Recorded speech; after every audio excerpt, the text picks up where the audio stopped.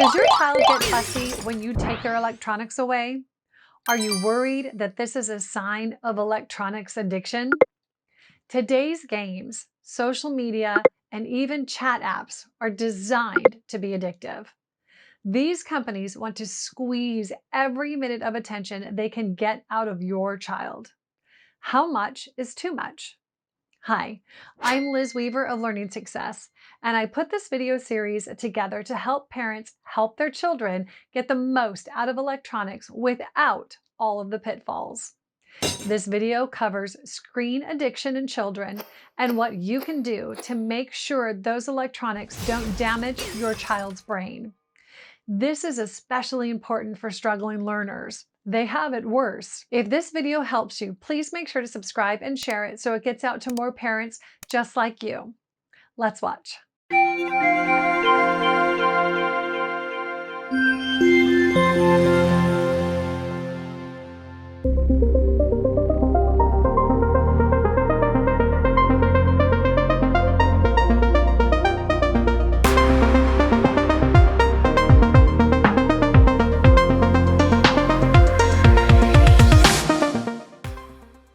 My personal experience has been working with children who do have attachment to their phones or to certain digital platforms like Snapchat or gaming. And the reason this happens, and you may already know this, but these games and these platforms are created to work and manipulate the brain. I noticed something a lot of parents notice, that when my kid is using a device too much, especially if she's watching some content that's very jumpy and like grabbing her attention all the time, or she's using some app that's like really drawing her back in all the time. You know, a lot of apps use things where they sort of give you a prize just for coming back to the app a lot. You know, not to knock them, there's a lot of good quality, educational, positive apps, but that have kind of that feature. So that is very addictive for anyone of any age. There's also the way that the games use really bright colours and sounds in the game. So what happens is that triggers the threat part of our brain. Not enough necessarily for our body to go into a full fight, flight and freeze, but it certainly releases a bit of adrenaline.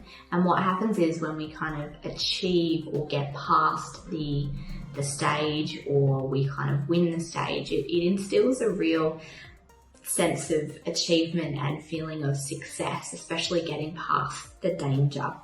Our brain is soft, so to speak. It's changeable. There's a plasticity to it.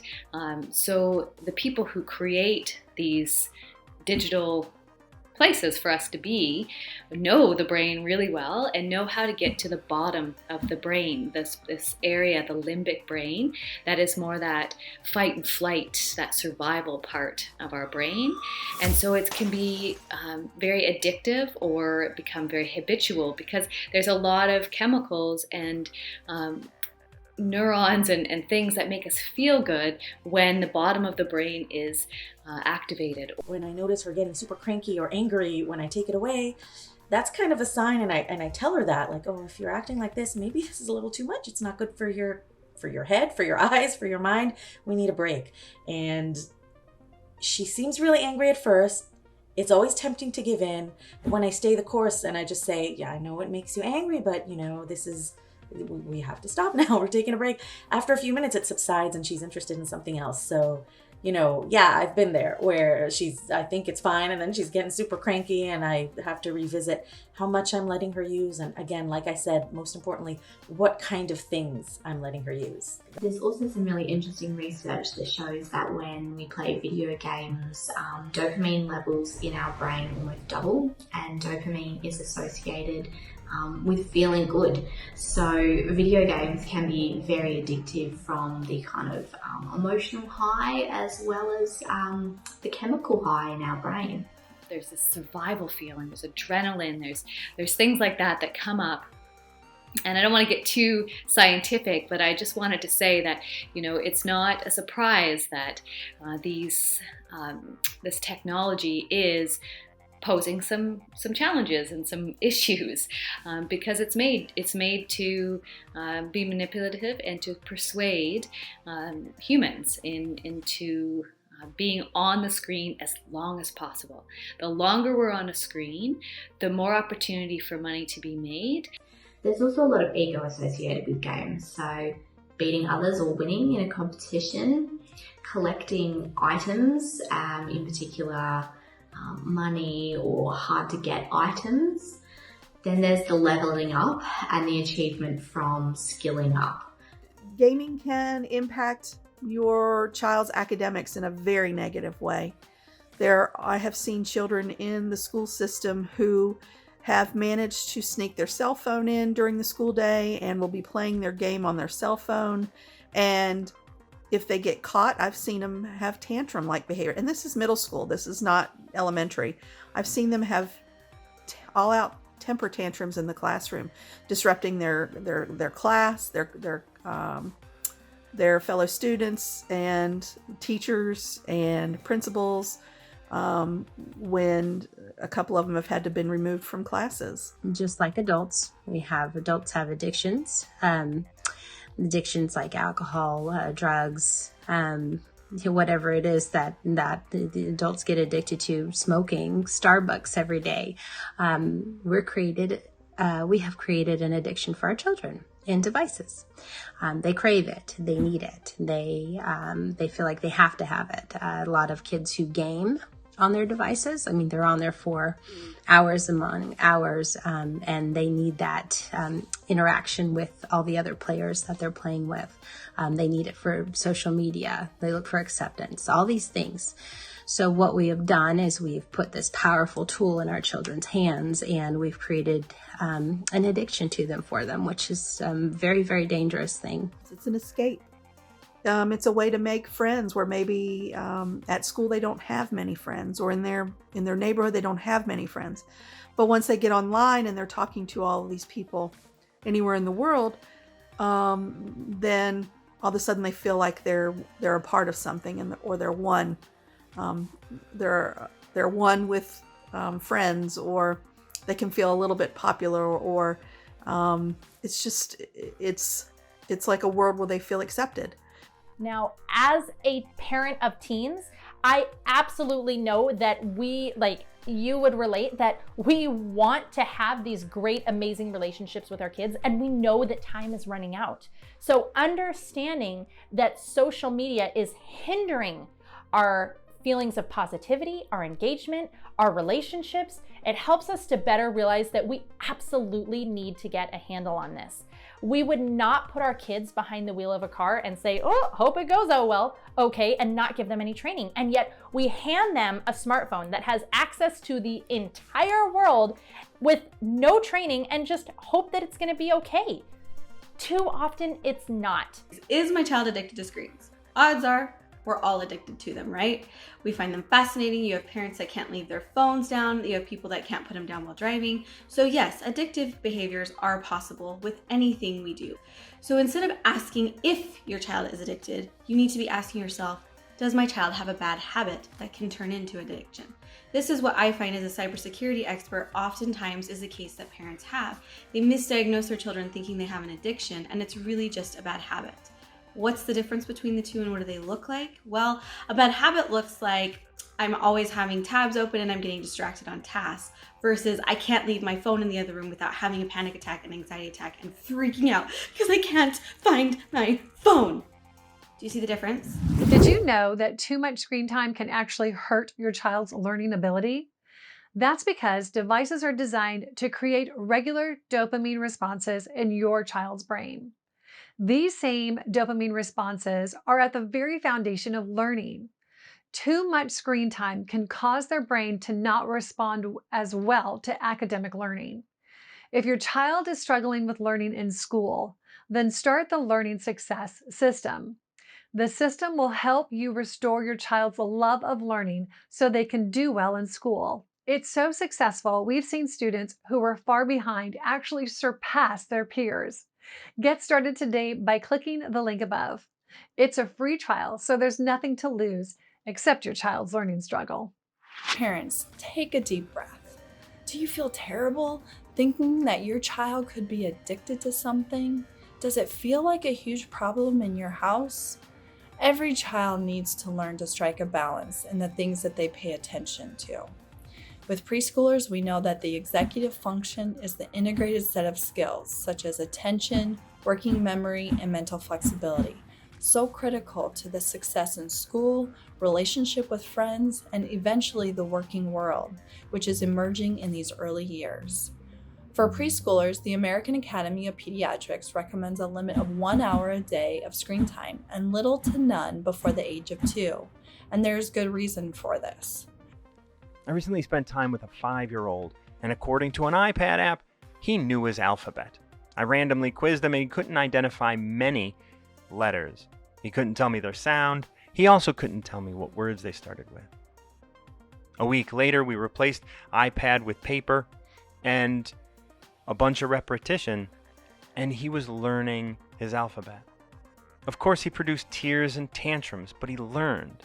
Not only the letters and how to identify them, but how learning works. An overview as to what my perspective is as a developmental pediatrician who sees lots of typical children with these kinds of problems. In fact, every single parent, just about, whether their children have autism or they're typically developing children, will walk into this office and complain, my child just spends far too much time on screens. Doctor, what can I do?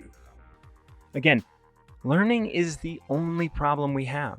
The crying and the tantrums are him experiencing discomfort. He did everything he could do to not learn. He lied about not knowing how to hold a pencil. When anyone was in earshot, he attempted to manipulate them by crying as if he was being tortured. And to some extent he was, because learning creates extreme discomfort. He would do anything to avoid learning. The pride on the other side of learning is just as extreme, however. These avoidance tactics he used are the same ones that I've seen used by addicts throughout my life. These are natural. It's scary to both learn and self-examine, and if we don't begin to allow our children to feel uncomfortable and let them know that we're here to support them through that, they will be worse than we are. Devices should be used for what they're intended for.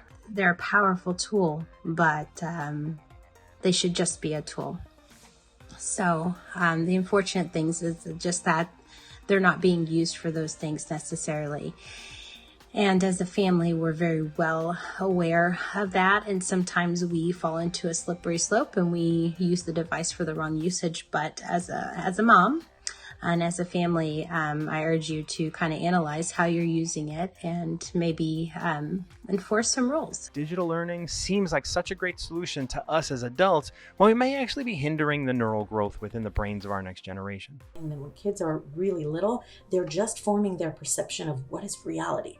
So even if they see like a cut of a ball being thrown and someone catching the ball, they don't exactly get what happened there. And I don't want to interfere and mess up her attention span or her ability to understand the world. And so it made a lot of sense to show things that were very, very similar to real life, in that it's these just shots and someone talking or doing something and you're just kind of watching. One of the greatest threats to learning and the human mind is comfort. We all know the fact that immersion is the quickest way to learn a language, but I want you to imagine how actually extremely uncomfortable that would be for possibly weeks. Day in, day out, overwhelmed with information, feeling like we aren't learning anything. And then that information starts to assimilate, and somehow, over time, without a teacher, we understand the language.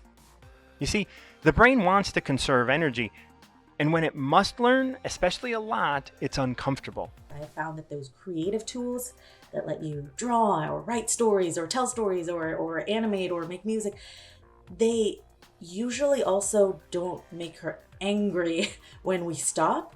And they usually mix better with real life stuff. I was drawing here a little bit, now I'll draw, with my crayons a little bit. Yeah.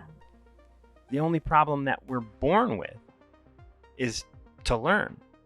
Not just academics. We have to learn motor function and skills, inter and intrapersonal skills. We have to learn about space and time, and learning is uncomfortable. And when we teach children how to avoid this discomfort, we're inadvertently telling them that it might be unnecessary. What really made me start evaluating whether or not we should continue to let her have so much screen time is that after she would be on the iPad for a while, then she would get this attitude, and I would say, all right, it's time to clean up your toys, and she'd get in a huff, and she just acted different than her regular self. And I noticed that she acted that way when she had been on the screen for a while. And so we started limiting her.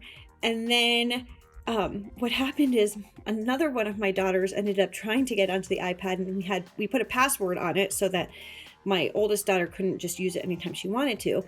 Well, one of my younger daughters tried to get through the password, and she didn't know it, and she tried so many times that the iPad now says permanently disabled. And I know that we could get around that, but it's kind of nice now when the girls ask if they can go on the iPad, I say, sorry guys, can't use it anymore, it's permanently disabled.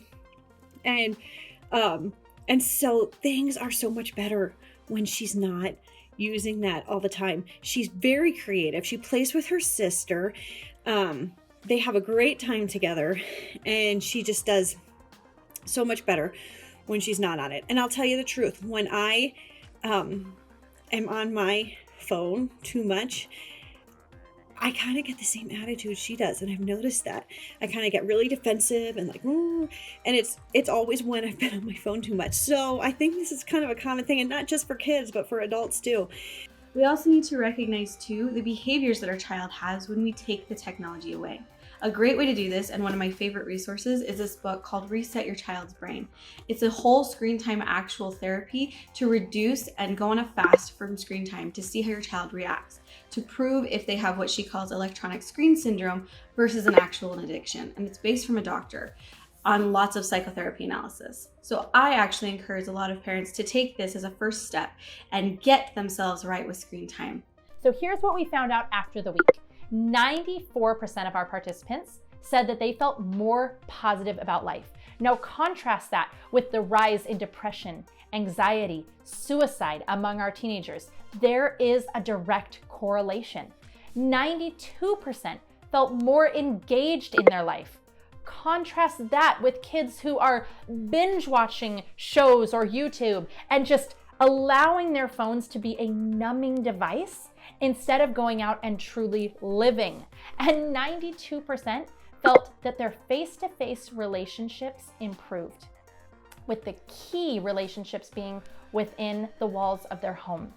By giving your children tech pacifiers, we're pacifying ourselves. We're avoiding being aware, and awareness avoidance is at the root of pacifying and addiction. If we're avoiding looking at ourselves by avoiding being aware of our children, we are building a cycle that product manufacturers are going to hijack. We will create an environment where we're going to need external things more than ever to simply get through a day. We're all born with everything that we need. Everything is just making things more comfortable. And some of those things may be robbing us of our strengths. To make sure that we are using the downtime and the limits. So on our smartphones, we can set downtimes. We can set where, okay, this is where the phone shuts off for the night, and this is when it powers back on. This is when I've reached my limits for these apps, and so the app is no longer available for the day. And you can set parental controls so that they can ask for more time if they need it. You can say yes or no. But by us being more involved with our kids' phones, we will be able to help them, empower them, and have real conversations so that they can feel better and do better and live better with this amazing technology we have that we do want to utilize without letting it take us down. Set boundaries that reinforce these goals. Because the truth is, a lot of parents assume that just by putting on a parental control device or setting screen time habits, that reinforces the behavior. However, as soon as those devices come off, that's like taking off the training wheels and you have to learn the bike all over again. Kids need practice with and without training wheels. I call this creating a safe virtual playground. Parents need to create that safe virtual playground that is locked tight like a fortress, and slowly expanded and molded down so that kids can learn to have guardrails on the inside so that they can actually focus and thrive in the real world. These are some of the techniques that are required to being able to master screen time addiction. Electronic devices are compelling, and a child this young is still learning to focus their attention. And this one falls on you, parents. You can control the access your child has to screen time.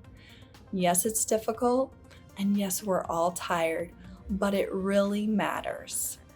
Habits of concentration and attention are being formed. The developing young brain is vulnerable to being hijacked by stimulating input on the screens. Good old-fashioned books with imaginative stories in them are a great way to help our kids focus and sustain attention. And it's with a real person, such as a parent or an older sibling. And in the end, like anything with parenting, use your gut. No matter what the app is, if it seems like it's having a negative effect, you know your kid, and you don't be too hard on yourself for reaching that point. We've all kind of been there. It's a balance. Device addiction is something today's parents have to really be aware of. Just add it to the long list of parenting skills needed to raise a child well in today's world, right? And if your child struggles in school, it's even more critical.